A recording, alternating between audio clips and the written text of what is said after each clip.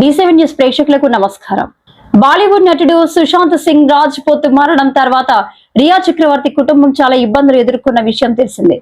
ముంబైలోని బాంద్రాలో 2020 జూన్ 14న సుశాంత్ సింగ్ తన ఫ్లాట్ లో అనుమానాస్పద రీతిలో మరణించారు.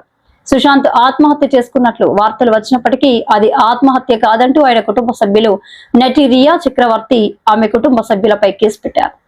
నిందితులు సుశాంత్ బ్యాంకు ఖాతా నుంచి 15 కోట్లు బదిలీ చేసుకున్నారని అతని తండ్రి కేకే సింగ్ ఆరోపించడంతో ఎన్ఫోర్స్మెంట్ డైరెక్టరేట్ రియాను ప్రశ్నించింది. నటుడి మృతి కేసులో ఆరోపణలు ఎదుర్కొన్న రియా ఆమె సోదరుడు షోవిక్ చక్రవర్తి జైలుకు కూడా వెళ్లారు. దాదాపు 4 ఏళ్ల పాటు విచారణ కొనసాగింది. సుశాంత్ను ఎవరైనా ఆత్మహత్యకు ప్రేరేపించారా అనే విషయంలో ఎలాంటి ఆధారాలు లభ్యం కాకపోవడంతో రియా చక్రవర్తి ఆమె కుటుంబానికి క్లీన్ చిట్ ఇచ్చారు.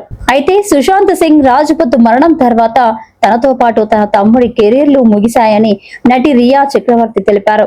సుశాంత్ చనిపోయాక నాకు నటన పరంగా అవకాశాలు రాలేదు. నా తమ్ముడు షోయిక్ క్యాట్ పరీక్షలో 96% పొందినా అరెస్ట్ అవడంతో MBAలో చేరలేకపోయాడు. కొన్ని రోజులు మా జీవితాలు ఎటు వెళ్తున్నాయో అర్థం కాని పరిస్థితి. చివరకు ఈ కేసులో క్లీన్ చిట్ రావడంతో ఊపిరి పీల్చుకున్నామని తాజాగా రియా చెప్పుకొచ్చింది. రియా చక్రవర్తి 2009లో MTV India show TVS Scooty teen దివాలో పాల్గొని రన్నర్ అప్ గా నిలిచిన రియా చక్రవర్తి MTV ఢిల్లీలో విజయ్గా ఎంపికై పెప్సీ MTV వాపస్, tic tac college beat, MTV gone in 60 seconds వంటి షోలను హోస్ట్ చేసింది. హీరోయిన్ గా ఈ అమ్మడు తెలుగులో 2012లో తూనీగా అనే సినిమా చేసింది. ఇందులో నిధి పాత్రతో ఆకట్టుకుంటుంది.